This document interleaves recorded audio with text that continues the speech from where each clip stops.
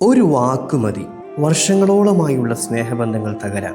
ഒരാൾ മറ്റൊരാളെക്കുറിച്ച് പറയുന്നത് കേട്ട് അത് അയാളുടെ അടുത്ത് ചെന്ന് പറഞ്ഞ് അവർക്കിടയിൽ വിദ്വേഷമുണ്ടാക്കുന്നതിനെയാണ് നമീമത്ത് അഥവാ ഏഷണി എന്ന് പറയുന്നത്. പലരും ഇതിനെ ഒരു നിസ്സാര കാര്യമായാണ് കാണുന്നത്.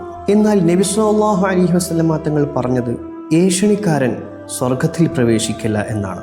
ഖബറിൽ ശിക്ഷിക്കപ്പെടുന്ന ഒരാളെ ചൂണ്ടിക്കാണിച്ച് നബി സല്ലല്ലാഹു അലൈഹി വസല്ലം തങ്ങൾ പറഞ്ഞ കാരണങ്ങളിൽ ഒന്ന് അയാൾ നമീമത്ത് പറയുന്ന ആളായിരുന്നു എന്നാണ്. എത്ര ഭയാനകരമാണിത്! നമീമത്ത് പറയുന്ന ആള് വെറുമൊരു വാക്ക് കൈമാറുക മാത്രമല്ല ചെയ്യുന്നത്, മറിച്ച് രണ്ട് ഹൃദയങ്ങൾക്കിടയിൽ തീയിടുകയാണ്. പരസ്പരം സ്നേഹിച്ചവർ ശത്രുക്കളാകാൻ ഒരുപക്ഷെ നിങ്ങളുടെ ഈ ഒരു വാക്ക് മതിയാകും.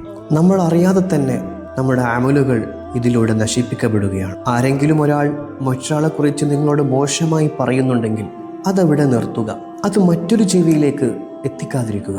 മറ്റുള്ളവരുടെ വീഴ്ചകൾ കേൾക്കാൻ താല്പര്യം കാണിക്കാതിരുന്നാൽ തന്നെ പകുതി പ്രശ്നങ്ങളും അവസാനിക്കും. നമ്മുടെ നാവ് കൊണ്ട് ഒരു കുടുംബവും തകരരുത്, ഒരു സൗഹൃദവും വേർപിരിയരുത്. അള്ളാഹു നമ്മുടെ നാവിനെ കാക്കട്ടെ.